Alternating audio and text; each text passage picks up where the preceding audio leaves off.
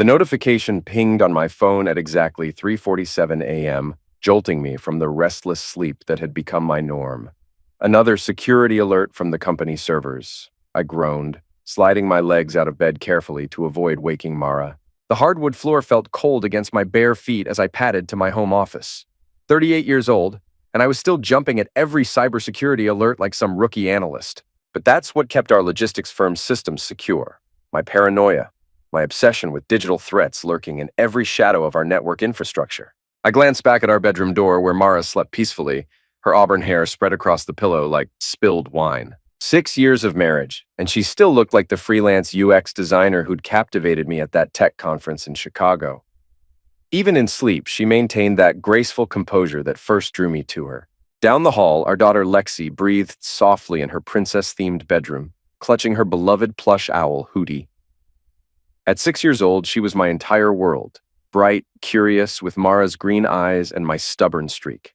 The owl had been her constant companion since she was 3, especially after that terrifying incident at the mall when she'd wandered off. I'd found her that day, sitting by the fountain, tears streaming down her tiny face, Hootie pressed tight against her chest. "Daddy, I got lost," she'd whispered, and something in my chest had cracked wide open. That night, driven by a father's protective instinct and my background in child safety systems, I'd carefully embedded a tiny GPS tracker inside Hootie's stuffing. "I'll always know where you are, sweetheart," I'd promised her, showing her the little app on my phone with its friendly blinking dot. She giggled and hugged me tight, and for a moment I'd felt like the hero fathers are supposed to be. The security alert turned out to be another false alarm, a routine backup process triggering our overly sensitive monitoring system. I closed my laptop and checked the tracking app out of habit, something I did maybe once a year just to make sure the little device still functioned. The app opened to show Hootie's location history, and I froze. Multiple visits to 4,237 Riverside luxury apartments. Thursday afternoons. The timestamps showed 30 to 40-minute stays, always between 3 o'clock and 4 p.m. Always on Thursdays. I stared at the screen, my rational mind scrambling for explanations. Maybe Lexi had daycare field trips, maybe Mara took her to visit a friend. But as I scrolled through the data, a pattern emerged that made my stomach clench like a fist. 5 consecutive Thursdays, same location, same duration. And according to Mara's shared calendar, those were the exact times she'd marked as mom-daughter bonding time. I sat in my office chair, the leather creaking in the pre-dawn silence, staring at that damning little dot on the map. My hands trembled as I zoomed in, studying the satellite view of the luxury complex. High-end apartments, the kind that came with concierge services and residents who drove cars worth more than most people's annual salaries. The kind of place where a senior IT director might live. Reed Park's face flashed in my mind. My colleague, my supposed friend, the man I'd trusted with sensitive database access just last month. Tall, charming, with silver hair, and the kind of confidence that made him popular at company mixers. He'd always been friendly with Mara at corporate events, complimenting her design work, making her laugh at his stories. But surely not. Surely my wife of 6 years, the mother of my child, wouldn't... I forced myself to breathe, to think logically. There had to be an innocent explanation. Mara was devoted to our family. She worked from home, took care of Lexi, supported my demanding career without complaint. She wasn't the type to... My phone buzzed with a text message. "Mara, can't sleep either. Miss you. Come back to bed." I stared at the heart emoji, that little digital symbol that once would have made me smile.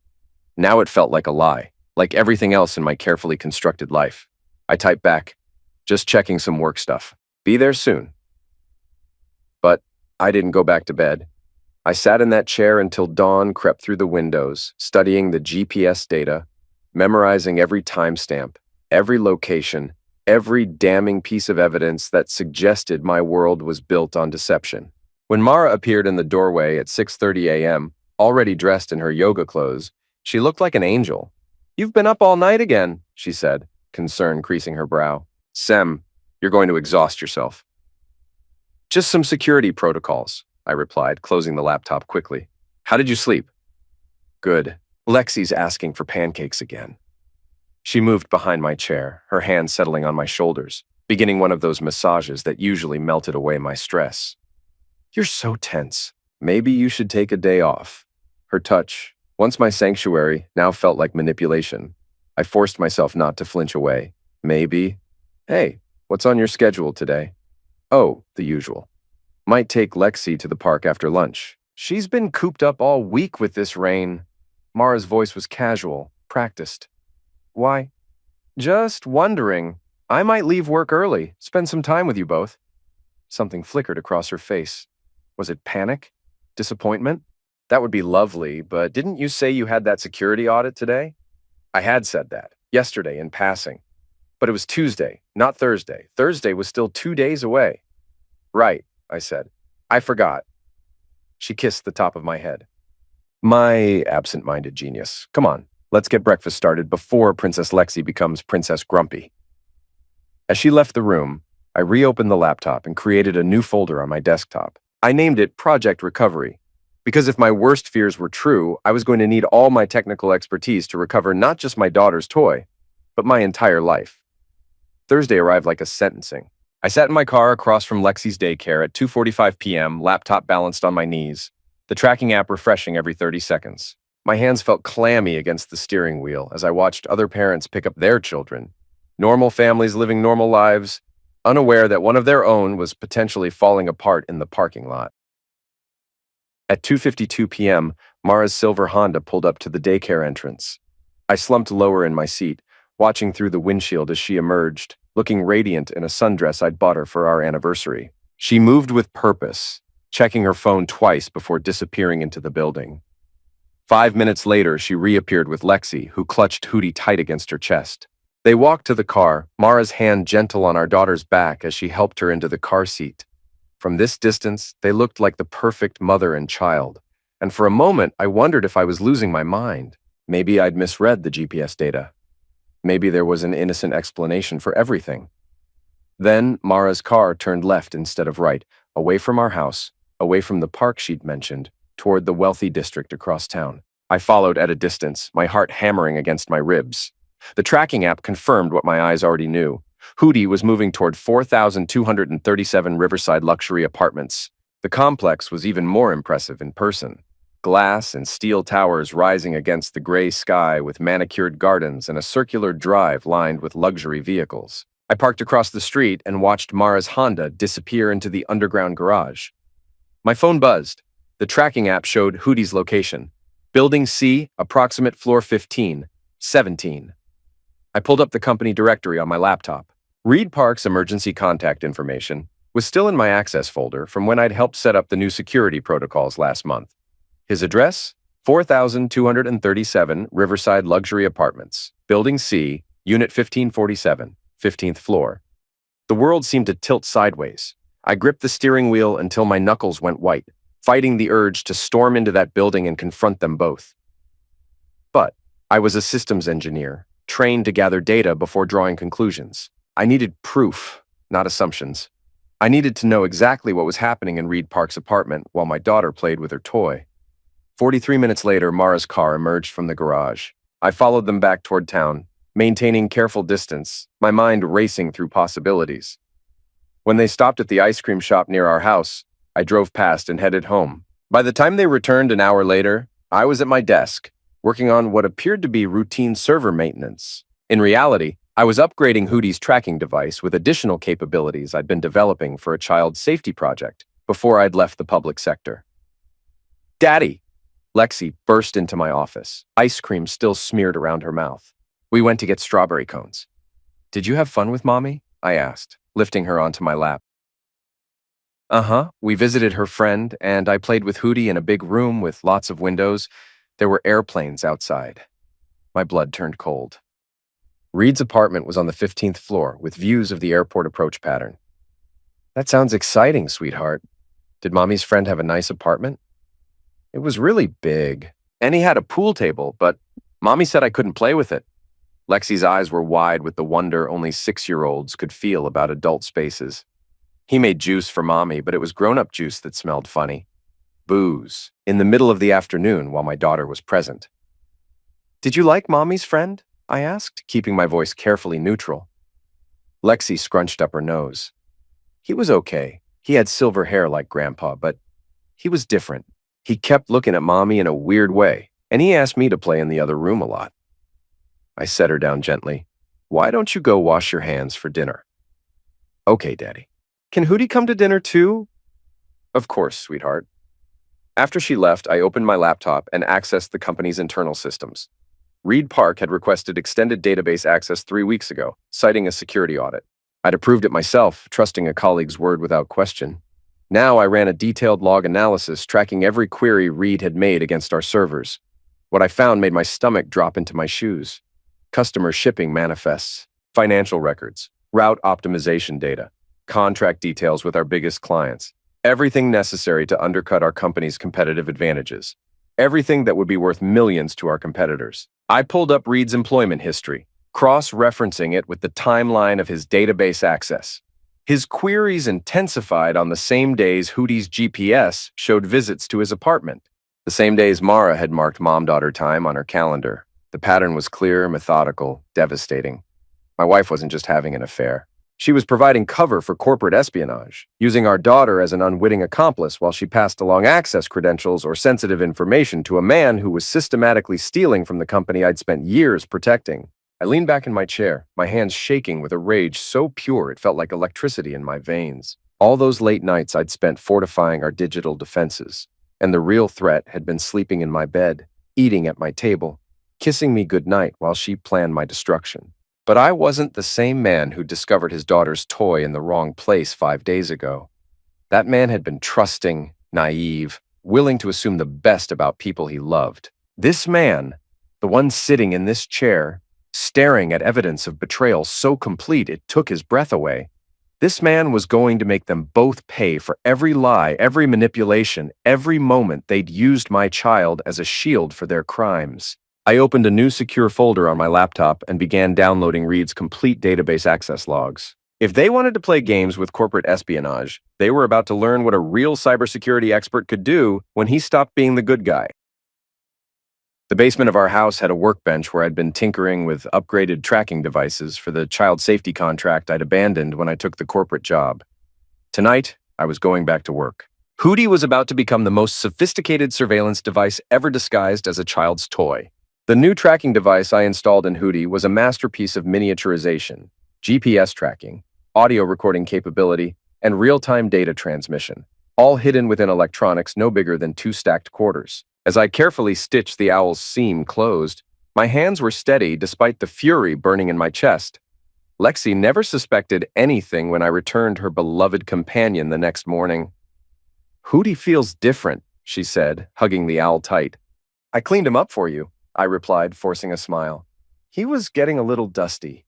"Thank you, Daddy. Hootie says he loves you too." If only she knew that Hootie was about to become my spy in the heart of enemy territory. Thursday came again, and I was ready. At 2:30 p.m., I was positioned in the parking lot of a coffee shop with clear sight lines to Reed's apartment building.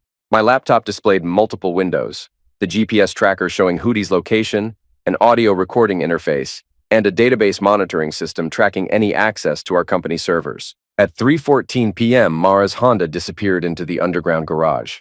At 3:16 p.m., Hootie's signal confirmed arrival at the 15th floor. At 3:18 p.m., I activated the audio recording function. What I heard in the next 40 minutes would have destroyed a weaker man. "Can't keep doing this forever," Mara's voice came through crystal clear.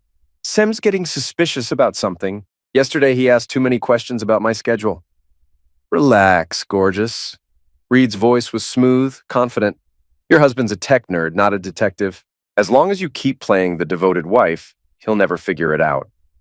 "But what if nothing?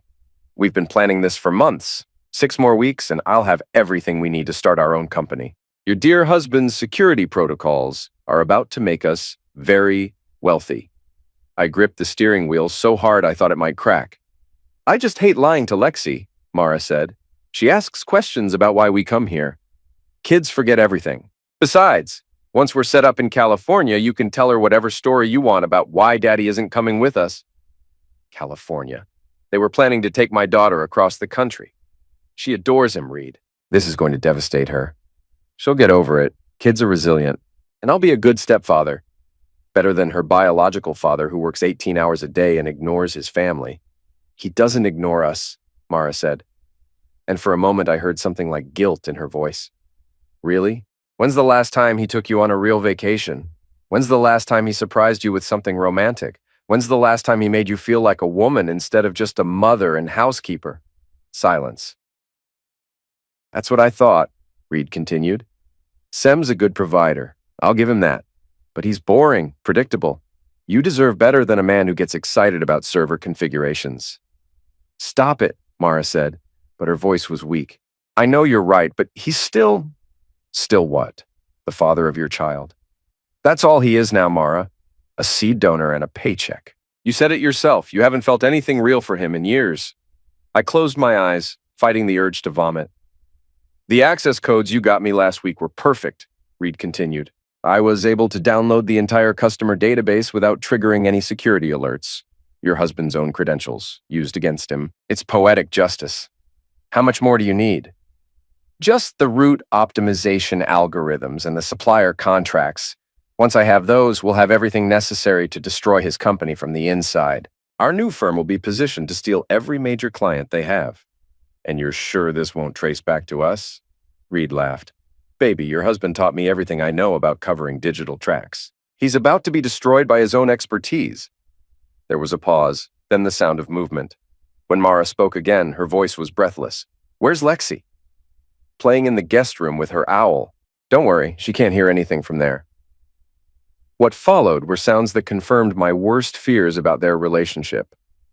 For 23 minutes, I listened to my wife betray me in ways that went far beyond corporate espionage. When their intimate encounter ended, their conversation resumed. I sometimes feel guilty, Mara said. Sem's not a bad man. He loves Lexi so much. Guilty enough to stop? Reed's voice was amused. No, I can't go back to that life. But I wish there was a way to do this without destroying him completely. There isn't. You can't make an omelet without breaking eggs. Besides, he'll survive. Men like your husband always land on their feet. They find some other woman to take care of them and bore to passing. What about custody? He'll fight for Lexi. Let him try. By the time our lawyers are finished, he'll be facing criminal charges for corporate theft. Hard to get custody when you're in federal prison. Criminal charges? The beauty of using his own credentials is that all the evidence points directly to him. I've been very careful to make sure the data trail leads straight to Sem's access logs. When the theft is discovered, he'll be the prime suspect. But that's justice? Absolutely. He's been hoarding those algorithms and client lists for years, keeping all the profits for himself instead of sharing them with the people who actually do the work. I'm just redistributing the wealth more fairly. I turned off the audio recording and sat in my car, shaking with a rage so complete it felt like religious experience. They weren't just destroying my marriage. They were planning to frame me for their crimes, steal my daughter, and leave me to face federal charges for corporate espionage. But they'd made one crucial mistake. They'd forgotten that I was the one who designed our security systems. Every algorithm, every protocol, every digital footprint they thought would protect them. I'd created all of it. And what I'd created, I could manipulate. I opened my laptop and began typing. If Reed Park wanted to play games with digital evidence, he was about to learn what happened when you challenged a man who'd spent 15 years protecting systems from people exactly like him. By the time I was finished, they wouldn't just lose everything they'd stolen. They'd lose everything they'd ever had. That night, while Mara slept peacefully beside me, I worked in my basement until dawn. The recording from Hootie played through headphones as I constructed the most elaborate digital trap of my career. Reed Park thought he was clever, using my credentials to access sensitive data. What he didn't realize was that every security system I'd ever built included hidden monitoring protocols, backdoors known only to me, designed to catch exactly this kind of inside threat. I'd been watching his every move for weeks without realizing it. Now it was time to turn the tables. First, I created a series of honeypot databases, fake repositories filled with tempting but worthless information. To Reed's untrained eye, they would appear to contain our most valuable trade secrets. In reality, they were digital landmines, rigged to explode the moment he tried to download their contents. Second, I modified the access logs he thought he was manipulating. Instead of pointing to my credentials, the evidence trail would lead directly back to his personal devices, his home network, his own digital fingerprints. Third, and most importantly, I prepared the nuclear option. Hidden in Reed's future downloads would be a sophisticated tracking virus, one that would not only monitor his activities, but also create an unbreakable chain of evidence, linking him to a massive corporate espionage operation spanning multiple companies.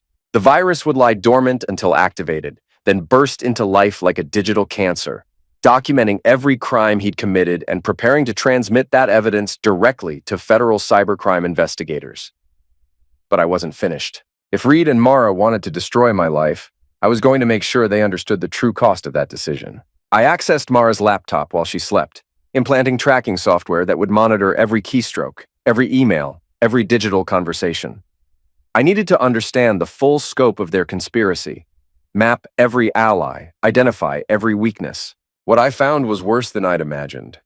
Mara hadn't just provided access codes. She'd been photographing documents from my home office, copying files from my personal laptop, even recording conversations during family dinners when I discussed work challenges. Every intimate moment of our marriage had been weaponized against me, but the most damaging evidence was in her email drafts folder.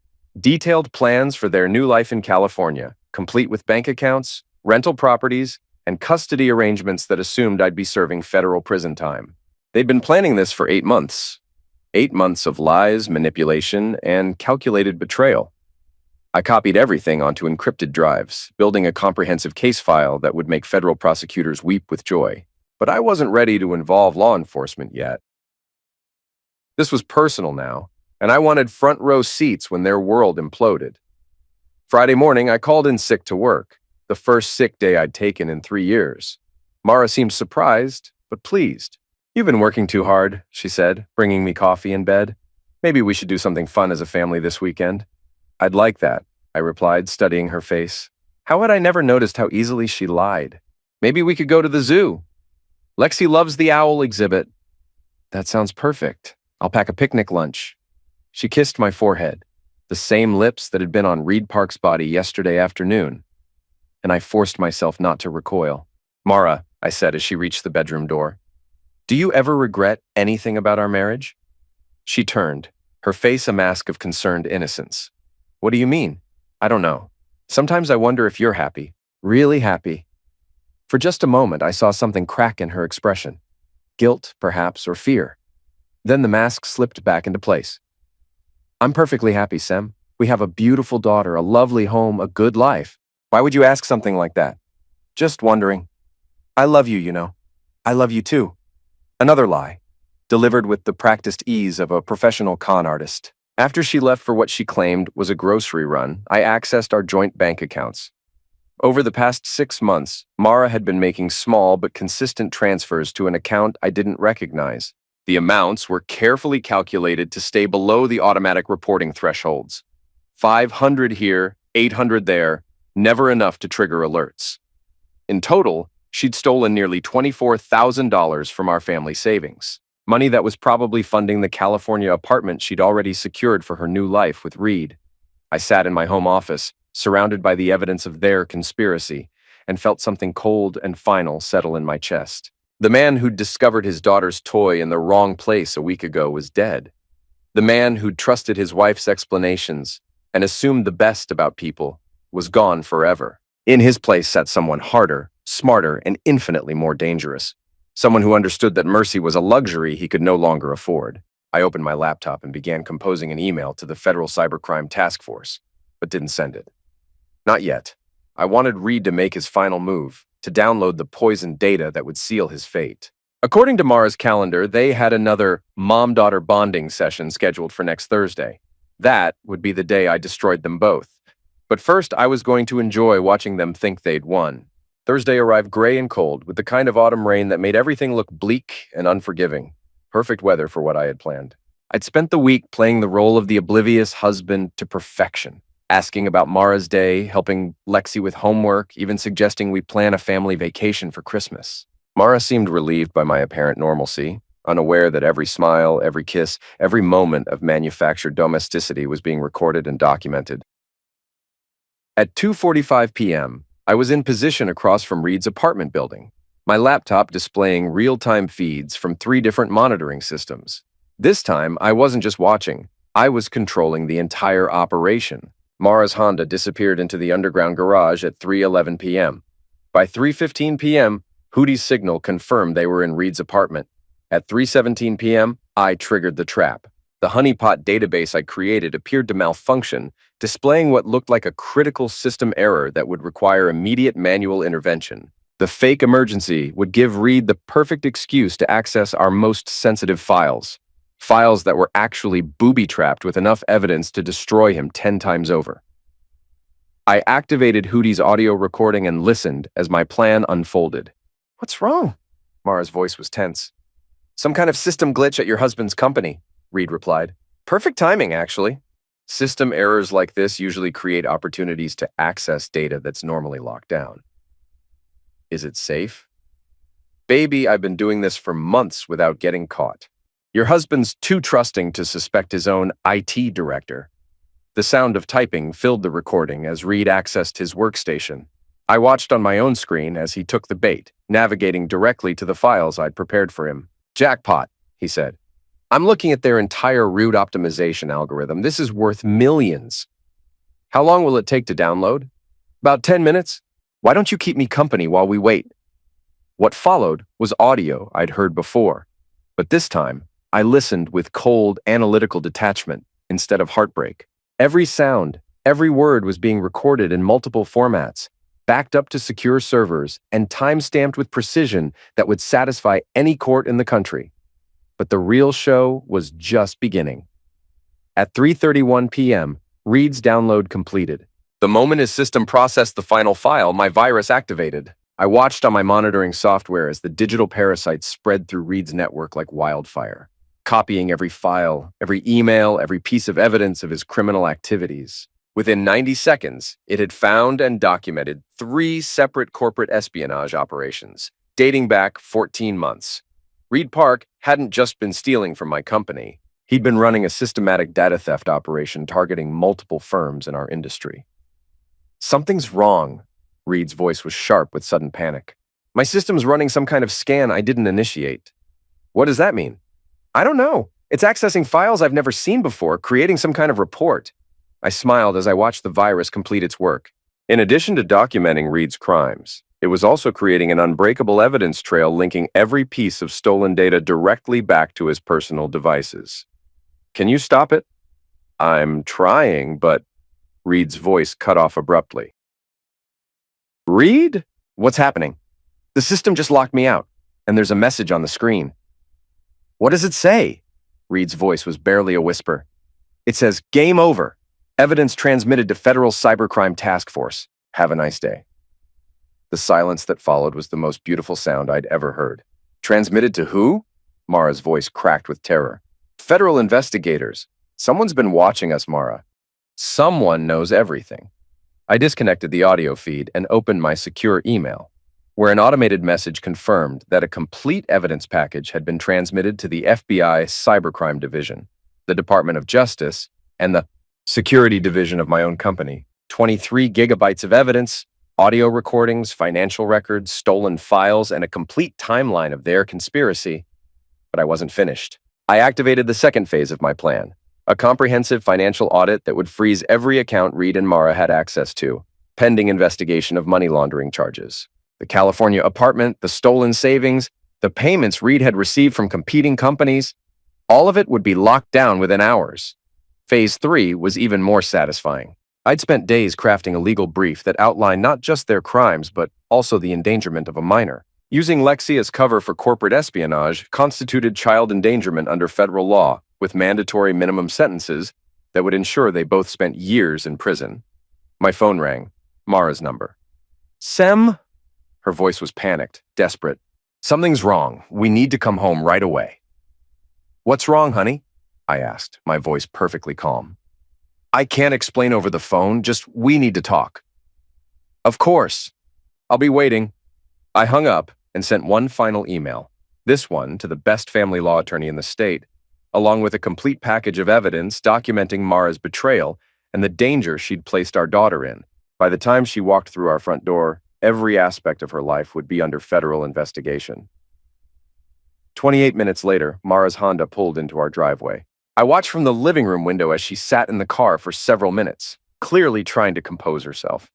When she finally emerged, Lexi clutching Hootie beside her, she looked like a woman walking to her own execution. "Ah, Daddy!" Lexi ran to me, and I scooped her up, holding her tight. How was your afternoon with Mommy? Good. We went to see her friend again, but he seemed upset about something. His computer was making weird noises. Computer problems can be frustrating, I agreed, looking directly at Mara. Sometimes systems crash when people try to access files they shouldn't. Mara's face went white. Why don't you go play with Hootie in your room, sweetheart? I said to Lexi. Mommy and I need to talk about grown-up things. After Lexi disappeared upstairs, Mara and I stood in our living room, the same room where we'd exchanged wedding vows 6 years ago, where we'd celebrated Lexi's first steps, where we'd built what I'd thought was a life together. Sam, she began, her voice shaking, I need to tell you something. I know exactly what you need to tell me, I replied. The question is, are you going to lie to me one more time, or are you finally going to tell the truth? She collapsed onto the couch, her face in her hands. How long have you known? Long enough to document everything, long enough to build a case that's going to put both you and Reed in federal prison for the next 10 to 15 years. She looked up, tears streaming down her face. Sam, please, I can explain. Explain what? How you've been using our daughter as cover while you helped your lover steal corporate secrets. How you've been draining our bank accounts to fund your escape to California. How you plan to frame me for your crimes. You don't understand. I understand perfectly. I sat across from her, my voice calm and cold. I understand that you're a criminal who was willing to destroy your family for money. I understand that you endangered our daughter by bringing her to your partner in crime's apartment. And I understand that in about an hour, FBI agents are going to arrest both you and Reed for federal espionage charges. Mara's face crumpled. What about Lexi? What about her? Did you think about her when you were planning to disappear to California? Did you think about her when you were using her favorite toy as cover for corporate theft? I never meant for any of this to hurt her.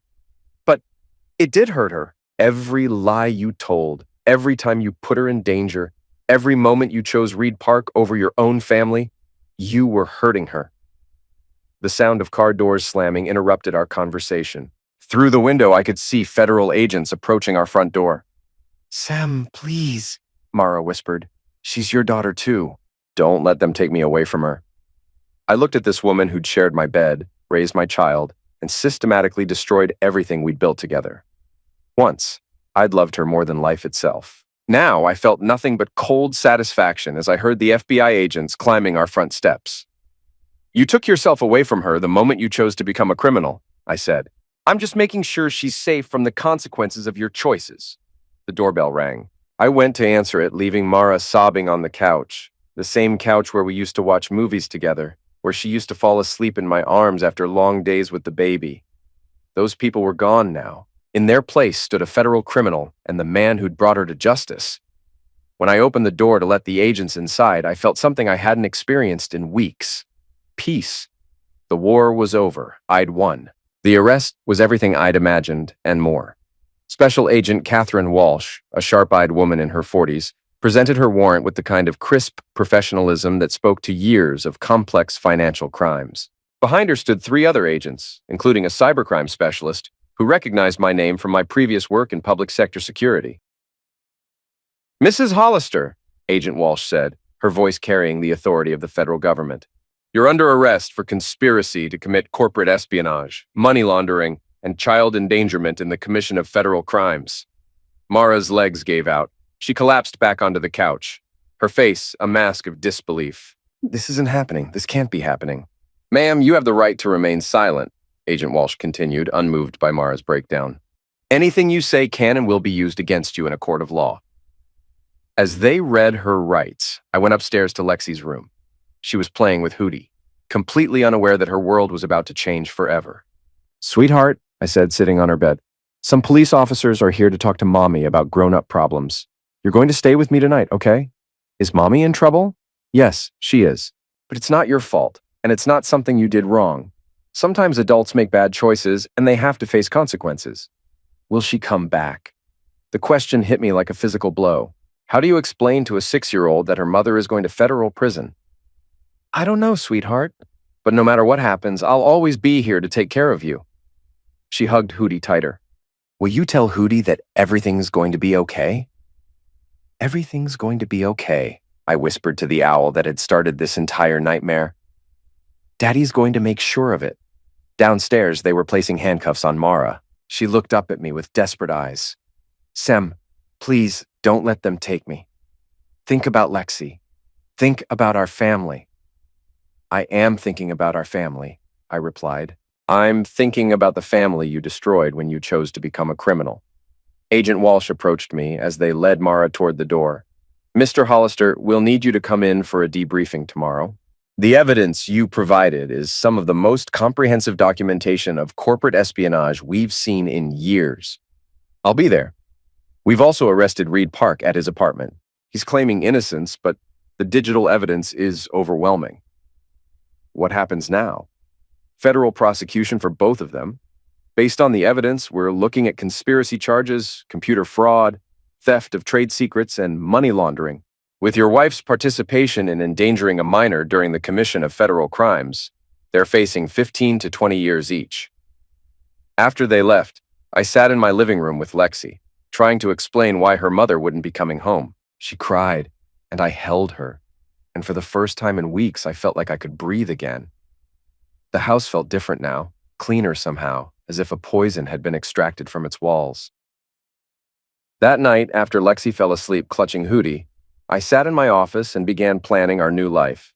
The federal investigation would take months, but the outcome was inevitable. The evidence was overwhelming, the crimes clear, the penalties severe. Mara and Reed had gambled everything on a scheme to destroy me and steal my company's secrets. Instead, they'd handed me the tools to destroy them completely. But as I sat there in the silence, I realized something unexpected. I didn't feel the savage satisfaction I'd anticipated. Instead, I felt tired, sad, and strangely empty.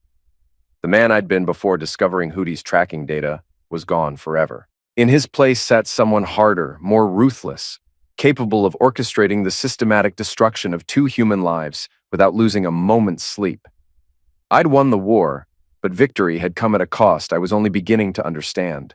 Outside, it was still raining. 6 months later, I sat in federal court watching my wife's life end in real time.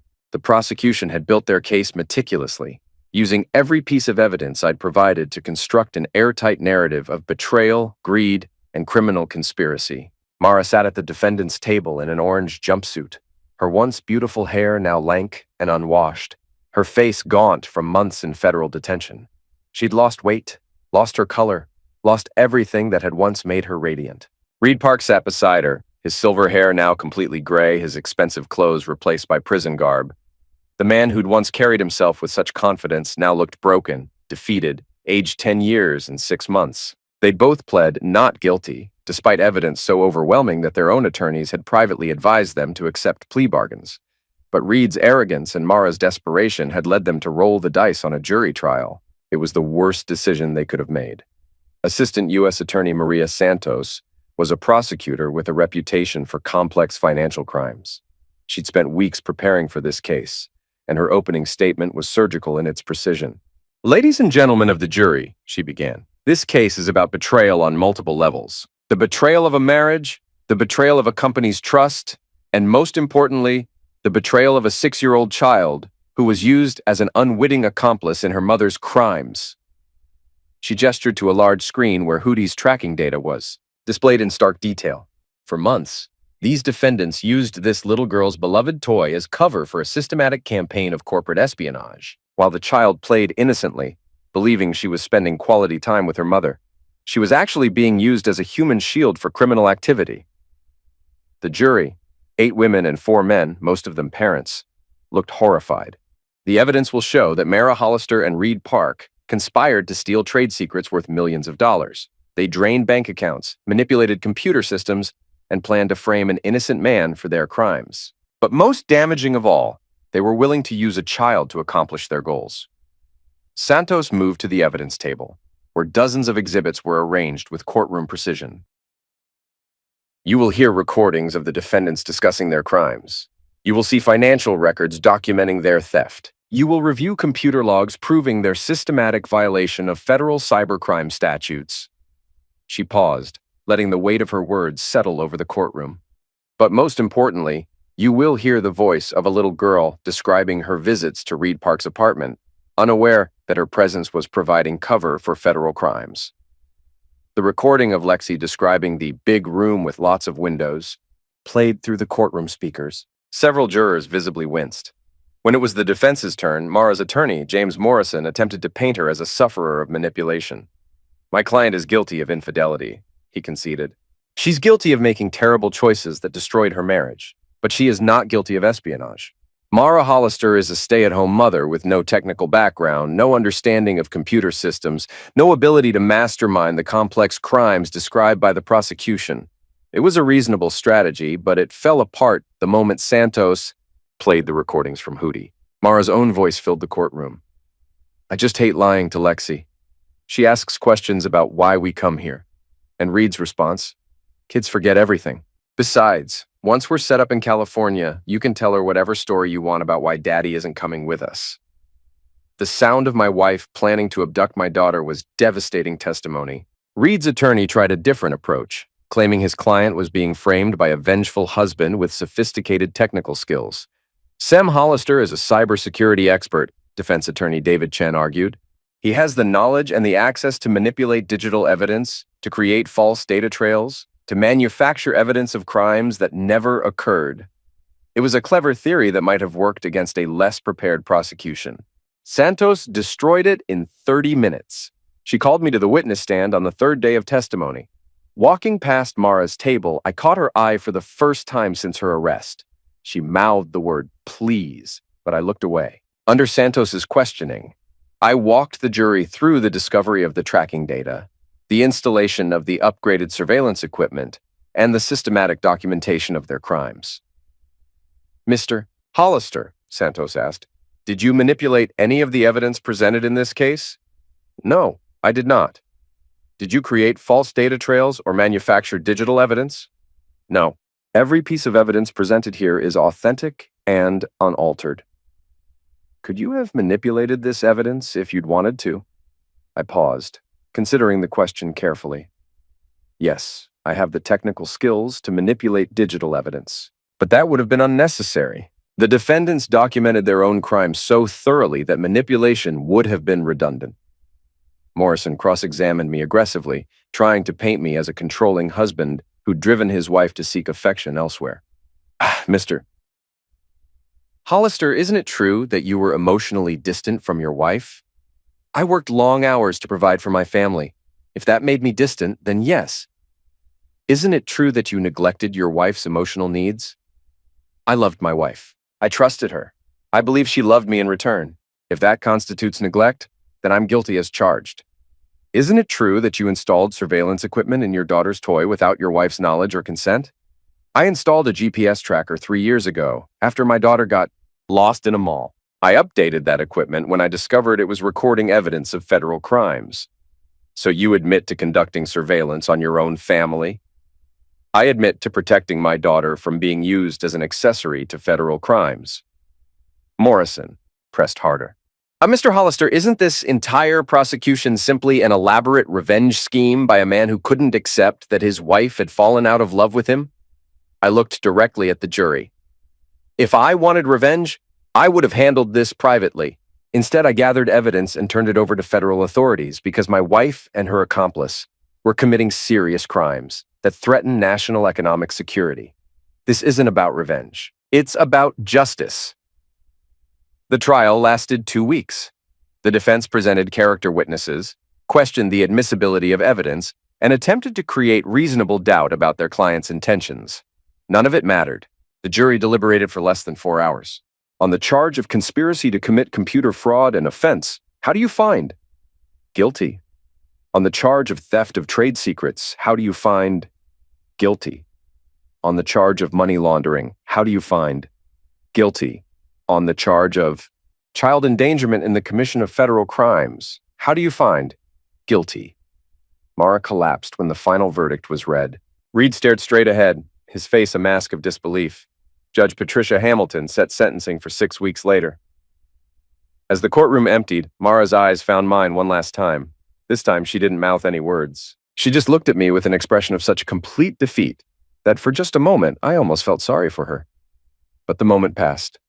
Justice had been served. The federal courthouse was packed on sentencing day. Media coverage had been extensive. The The case had everything journalists loved: corporate espionage, marital betrayal, and the twist of a child's toy bringing down a criminal conspiracy. I sat in the gallery with Lexi, who was now 7 and had been in therapy for months to help her understand why Mommy was in jail. She'd brought Hootie with her, still unaware of the owl's role in exposing her mother's crimes. Judge Hamilton entered the courtroom with the gravity befitting a federal sentencing hearing. She'd reviewed hundreds of pages of pre-sentence reports, character letters, and sufferer impact statements. The court calls the matter of United States versus Mara Elizabeth Hollister and Reed William Park, she announced. Mara stood first, flanked by her attorneys. 6 months in federal detention had aged her dramatically. The vibrant woman I'd married was gone, replaced by someone hollow-eyed and broken. Mrs. Hollister, Judge Hamilton began, you have been convicted of serious federal crimes that strike at the heart of our economic security. The evidence shows a systematic campaign of theft, deception, and manipulation that spanned nearly a year. She paused, consulting her notes. What makes your crimes particularly egregious is your willingness to use your own daughter as cover for criminal activity. The court has reviewed extensive psychological testimony about the potential long-term damage to this child, who was unknowingly made an accomplice to her mother's crimes. Mara began crying softly. You violated the trust of your husband, your family, and the federal systems designed to protect American businesses from exactly this kind of corporate espionage. But most damaging of all, you violated the innocence of your own child. Judge Hamilton leaned forward. Mrs. Hollister, do you wish to address the court before I impose sentence? Mara stood shakily. Your Honor, I want to say that I'm sorry. I'm sorry to my husband, to my daughter, to everyone I've hurt. I made terrible choices, and I know I have to face the consequences. But please, I'm begging you, don't separate me from my daughter for her entire childhood. She needs her mother. It was a pathetic plea from a woman who'd already lost everything. Mrs. Hollister, Judge Hamilton replied, your daughter needed her mother to protect her, not to use her as a shield for federal crimes. The time to consider your daughter's welfare was before you chose to become a criminal. She consulted the sentencing guidelines. Taking into account the severity of your crimes, the amount of financial damage caused, and the particularly aggravating factor of child endangerment, the court sentences you to 15 years in federal prison, followed by 3 years of supervised release. You are also ordered to pay restitution in the amount of $2.3 million. Mara collapsed into her chair as if she'd been shot. Reed Park's sentencing was even harsher. Mr. Park, Judge Hamilton said, as the mastermind of this conspiracy, you bear primary responsibility for these crimes. You manipulated a vulnerable woman, endangered a child, and attempted to steal trade secrets that could have compromised American economic interests. Reed stood stoically, his silver hair now completely white. The court sentences you to 22 years in federal prison, followed by 5 years of supervised release. You are also ordered to pay restitution in the amount of $4.1 million and are permanently barred from working in any position that involves access to computer systems or confidential information. 22 years. Reed Park would be 62 when he was released, if he lived that long. As the bailiffs led them away in shackles, Mara turned back one last time. Her eyes found Lexi, who was coloring quietly in her seat, oblivious to the fact that she'd just watched her mother disappear for the next 15 years. I love you, baby, Mara called out, her voice breaking. Lexi looked up and waved. Bye, Mommy. See you later. The innocence in those words was heartbreaking. After the sentencing, I was approached by Agent Walsh, who'd become something of a friend during the months of investigation and trial preparation. How do you feel? She asked. Empty, I admitted. I thought I'd feel more satisfied. Justice isn't about satisfaction, she replied. It's about consequences. They committed serious crimes, and now they're facing serious consequences. Your daughter is safe, your company's secrets are protected, and 2 criminals are going to prison for a very long time. I know. It's just that you loved her once. I nodded. The hardest cases are always the ones where love gets twisted into something destructive, Agent Walsh said. But you did the right thing. Never doubt that. Outside the courthouse, a reporter approached me. Mr. Hollister, how do you feel about your wife's sentence? I feel that justice was served, I replied. My primary concern now is protecting my daughter and helping her heal from the trauma her mother caused. Do you have any regrets about how you handled the investigation? I thought about that question carefully. I regret that it was necessary, I finally said. I regret that the woman I married chose to become a criminal, but I don't regret protecting my daughter or exposing their crimes. What's next for you and your daughter? We're going to build a new life, a better life, one based on truth instead of lies. That night, after Lexi was asleep, I sat in my office and opened the drawer where I kept all the evidence files. Hundreds of documents, thousands of emails, audio recordings, financial records, the complete documentation of how a marriage dies and a family gets destroyed. I'd kept it all, partly for legal reasons, and partly because I couldn't quite believe it had really happened. Now it was over. The trials were finished, the sentences imposed, justice served. I took the files outside and burned them in a metal drum in our backyard, watching months of pain and betrayal turn to ash in the autumn night. When the last paper had burned, I went back inside and found Lexi standing at the top of the stairs, clutching Hootie. "Daddy, I had a bad dream." "Come here, sweetheart." She ran down the stairs and into my arms. I carried her back to her room, tucked her into bed, and sat beside her until she fell back asleep. Looking at her peaceful face in the moonlight, I made a promise. She would never know the full extent of what her mother had done. She would never know about the recordings, the surveillance, the systematic betrayal that had destroyed our family. She would know that her mother made mistakes and had to go away for a while.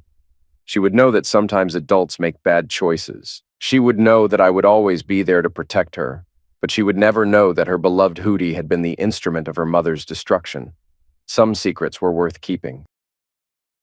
The conference room at Morrison, Lynch and Associates was designed to intimidate. Floor-to-ceiling windows overlooking downtown Minneapolis, polished mahogany table that could seat 20, and walls lined with legal tomes that represented decades of courtroom victories. Today, it was the setting for Mara's final defeat. "Mr. Hollister," said Patricia Morrison, Mara's appeals attorney, "my client is willing to terminate all parental rights in exchange for your agreement not to pursue additional civil damages." I sat across from her, flanked by my own legal team, reviewing the documents that would legally erase Mara from Lexi's life forever. 3 years had passed since the sentencing. Mara was serving her time at FCI Danbury, a federal women's prison in Connecticut. She'd filed appeal after appeal, all of them unsuccessful. Her conviction stood, her sentence was firm, and her prospects for early release were non-existent. Now, facing the reality of missing Lexi's entire childhood, she was offering to surrender the last connection she had to the outside world. "What does she want in return?" I asked. "Just your agreement not to pursue the civil fraud case," Morrison replied. "She owes substantial restitution already. Additional civil damages would be meaningless. She'll never be able to pay what she already owes." I'd been considering a civil lawsuit for years, partly for financial recovery, and partly to ensure that Mara could never profit from her story through book deals or media appearances. But the truth was, I'd already recovered everything that mattered. My company had not only survived the data theft, but had thrived in its aftermath. The publicity surrounding the case had actually enhanced our reputation for security, leading to new contracts and expanded operations. Financially, I was better off than I'd been before the betrayal. Emotionally, Lexi and I had built a new life together. She was now 9 years old, bright and happy, with no memory of the trauma that had torn our family apart. She occasionally asked about her mother, but those questions had become less frequent over time. She'd started calling my girlfriend Sarah Mom 6 months ago, and Sarah had embraced the role with genuine love and devotion. "I'll agree to her terms," I said finally, "but I want a complete termination of parental rights, with no possibility of reversal. No contact, no visitation, no communication of any kind." "She understands," Morrison replied. "She also wanted me to give you this." She handed me a sealed envelope with my name written in Mara's familiar handwriting. "I don't want it," I said. "She asked me to tell you that it's not an attempt to manipulate or contact you. She just wanted to say goodbye."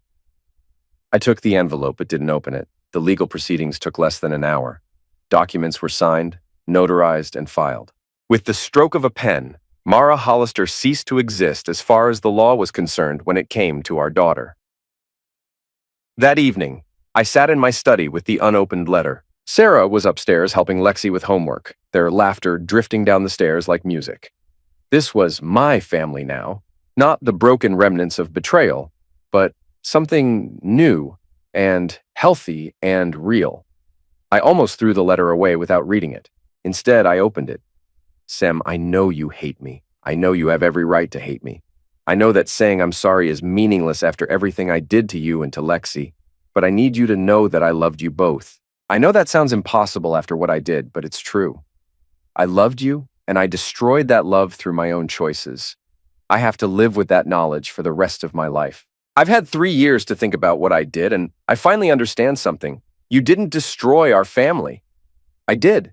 You didn't take Lexi away from me. I threw her away when I chose Reed over my own daughter's welfare. I'm not asking for forgiveness.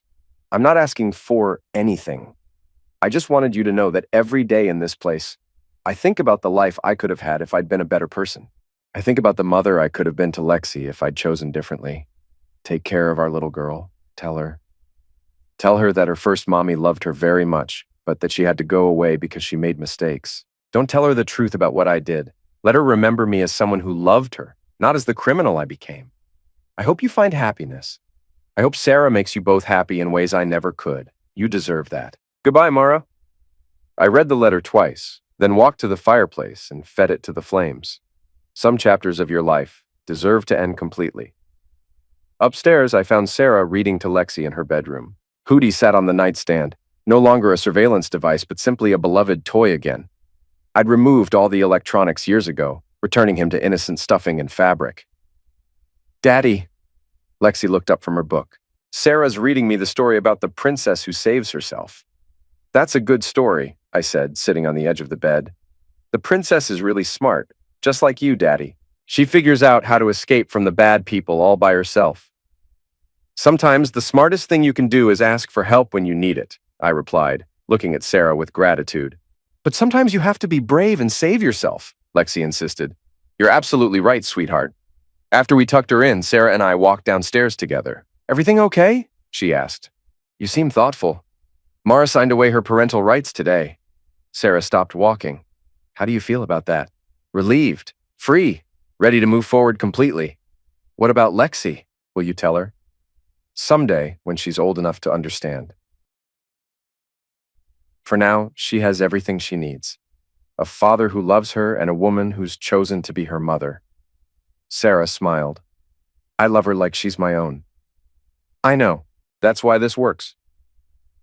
We stood in our living room, the same room where I'd confronted Mara 3 years ago, where FBI agents had arrested a federal criminal, where one life had ended and another had begun.